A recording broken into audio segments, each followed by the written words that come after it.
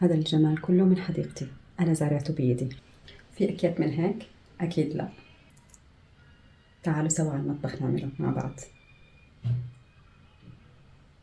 شايفين هذا الجمال؟ طعمته لوكسوس. يلا يلا على المطبخ معا. السلام عليكم.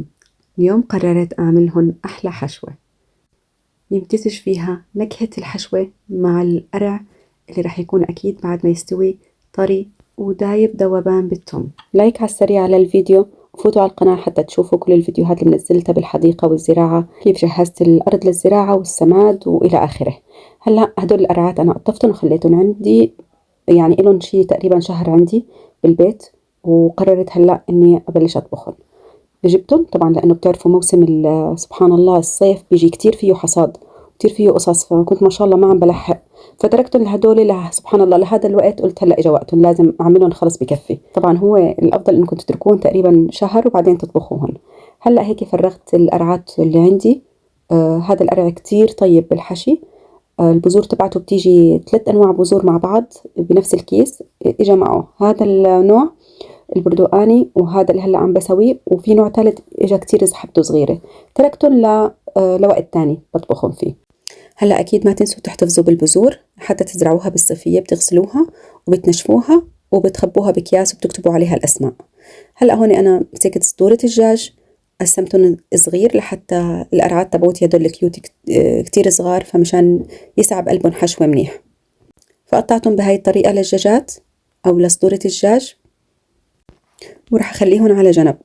وصفتنا اليوم عملتها بطباخ الليزري. أنا هذا الطباخ الليزري بصراحة ما بقدر أستغني عنه، إلي تقريبا 8 سنين بستعمله، ما بستعمل أبدا الغاز هذا العادي المسطح، دايما بستعمل الليزري، وعندي غاز تاني كمان بستعمله. هلأ هون عم بمسح الفطر وبدي أقطعه، قطعه كمان رح أخليهم على جنب مشان أحطهم ورا بعض بقلب الطنجرة وأقليهم مع بعض. فاشتريته من التيك توك شوب، صراحة نوعيته كتير منيحة ممتازة. أنا عندي واحد وجبت هذا التاني لرفيقتي، فجربته وكتير عجبني كمان، زي تبعي الموجود عندي. أنا اللي موجود عندي هدتني إياه خالتي من الدنمارك. بصراحة ما انبسطت بشي على قد ما مبسوطة فيه. أنا نهائي مثل ما عم بقولكم ما بستعمل الغاز اللي عندي أبدا. عرفتوه هذا المسطح، يعني من وقت ما جبت الليزري أو خالتي هدتني إياه وأنا بستعمل الليزري وغاز عادي تبع الكامبينج وهيك. هلا هذا كتير سهل التعامل معه، بس بتشعلوه تضغطوا على الزر اللي جنب الباور، بيعطيكم بتقدروا تختاروا بين إنكم توقتوا الطبخ مثلا بعد ساعة تطفي، بعدين بتحددوا الحرارة اللي بدكم إياها، وبعدين الوات تبعه. تمام. هلا هون جبت زيت زيتون، حطيت البصل مع رشة ملح أكيد لحتى يدبل معي البصل أسرع. كتير من رفقاتي بيقولوا لي معقول ما بتطبخي على الغاز العادي؟ أبدا ما بطبخ إلا على الليزري. صراحة استفدت كتير، اختصر لي وقت كتير لأنه سريع، وبنفس الوقت مريح جدا. مجرد ما طفيت الغاز إذا حطيت إيدي على السطح تبعه بيكون بارد، ما فيه حرارة نهائي. صحيح بده طناجر خاصة، بس معظم هون الطناجر بأوروبا موجودة تدعم هذا النوع من الطباخ.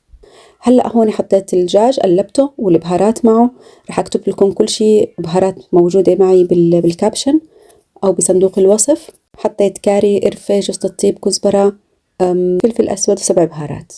أنا رحت على إيكيا وسألت على الليزر الكبير، إنه هيك المسطح هذا اللي بيجي غطس. لقيت هو غالي شوي بس لقيت منه، وكنت ناوية إني أجيب بس لازم إني أسأل شركة السكن تبعتي. هلأ هون ضفت أنا الفليفلة المقطعة مع الفطر وقليتهم مع بعض. بنات طلعت الحشوة بتاخد العقل عن جد، والله بتتاكل هيك مثل ما هي.